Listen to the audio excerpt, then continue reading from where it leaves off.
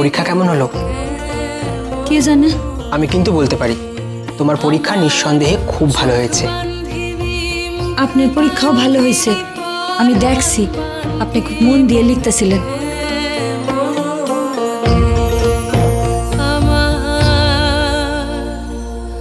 চোখ বান্ধিবি, মুখ বান্ধিবি, পরাণ বান্ধিবি।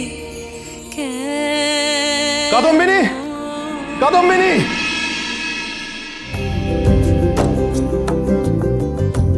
এই দেশে বিশ্ববিদ্যালয়ের পরীক্ষা পাশ করন প্রথম মাইয়াকে তার মাস্টার মশাইয়ের অভিনন্দন। আমি কত নম্বর পাইছি মাস্টার মশাই? মাত্র 1 নম্বরের লাইগা তুমি ফার্স্ট ডিভিশন পাও নাই কাদম্বিনী।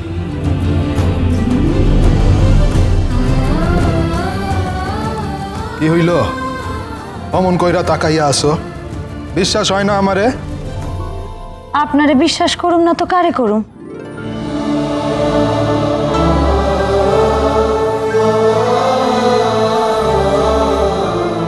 ফার্স্ট ডিভিশন পাও নাই কইয়া মন খারাপ কইরো না কাদম্বিনী।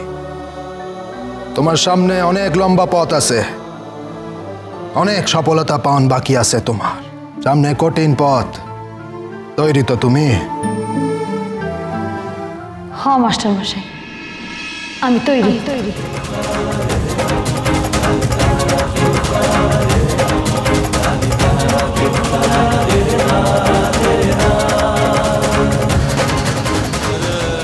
কাদম্বিনী পেরোলেন এক এক করে ফলক।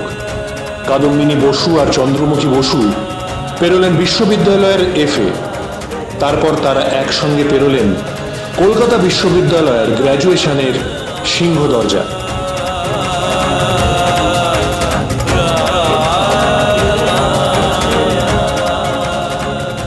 (1883) 10ই মার্চ কলকাতা বিশ্ববিদ্যালয়ের ঐতিহাসিক সমাবর্তনের দিন।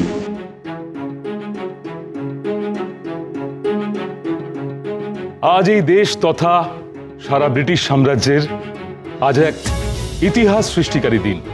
যে ব্রিটিশ সাম্রাজ্যের সূর্য অস্ত যায় না, আজ এই ব্রিটিশ সাম্রাজ্যের মধ্যে প্রথম 2টি মেয়ে বিশ্ববিদ্যালয়ের স্নাতক স্তরের পরীক্ষায় উত্তীর্ণ হয়েছে।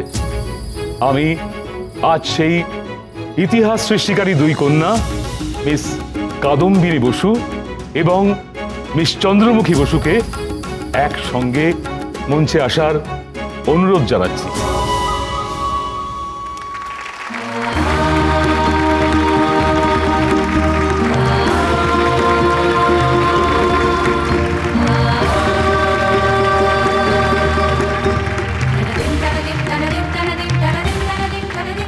ভাইস চ্যান্সেলর মিস্টার রেনল্ডস তাদের ডিগ্রি প্রদান করবেন।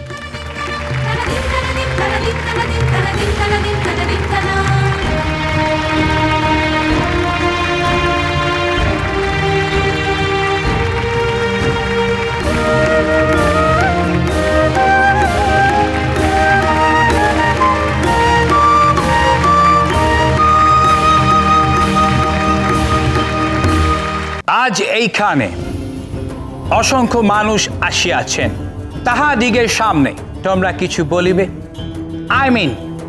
তোমরা ইন ফিউচার জীবনে কি করিতে চাও?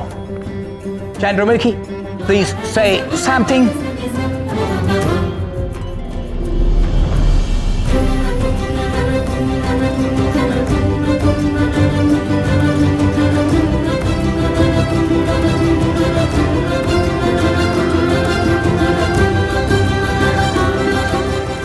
আমার সামনে একটাই লক্ষ্য, যে শিক্ষা আমি পেয়েছি তা শুধু নিজের মধ্যে না ধরে রেখে আমি আরো অনেক অনেক মেয়েদের মধ্যে ছড়িয়ে দিতে চাই।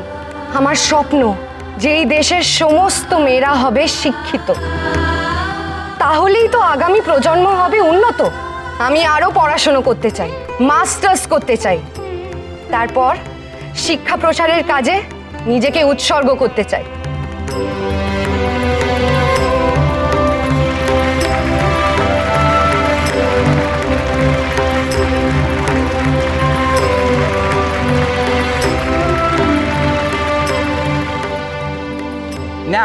Kadambini, it's your turn.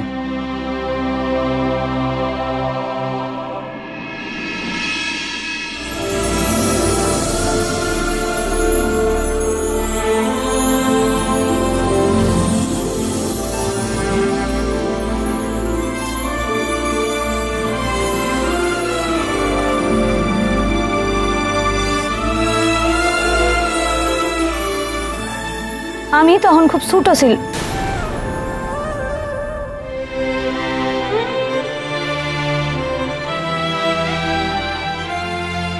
আমি তখন খুব ছোট ছিলাম।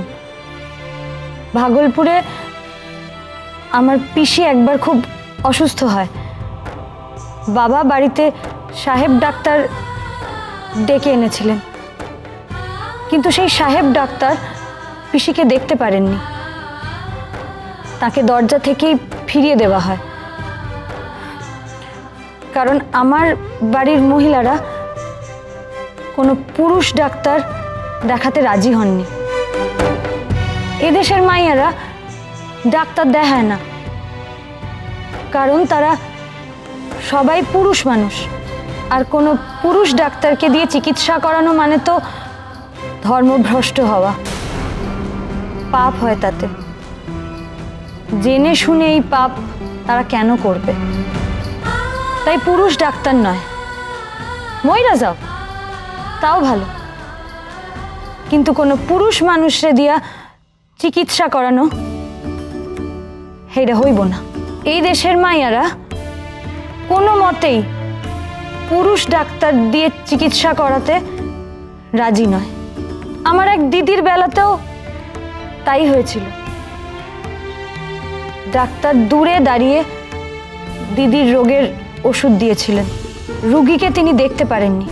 যে ডাক্তার আমার দিদিকে দেখেছিলেন তিনি আমার একটা কথা বলেছিলেন, যতদিন না এই দেশের মাইয়ারা এগিয়ে আসে নিজে থেকে, ততদিন এই দেশের কিচ্ছু হবে না। সেই ডাক্তারের কাছে আমি প্রতিজ্ঞা করেছিলাম,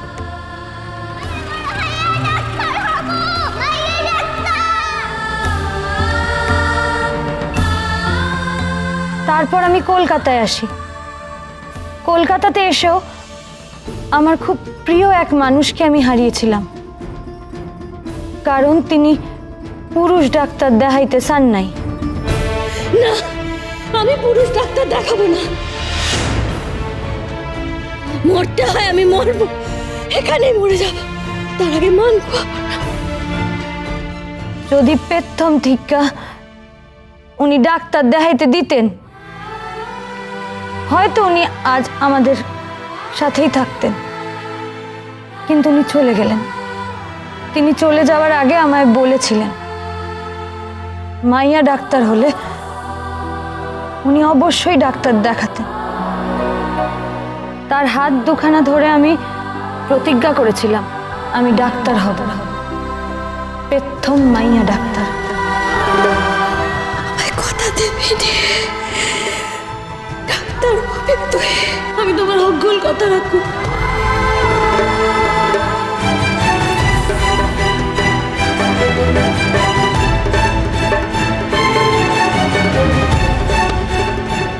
অনেক আগে থেকেই আমি ঠিক কইরা রাখছি যে আমি ডাক্তারি পড়ুম,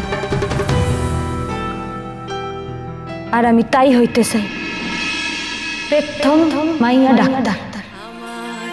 হাত বান্ধিবি, পা বান্ধিবি, মন বাঁধিবি কেমনে।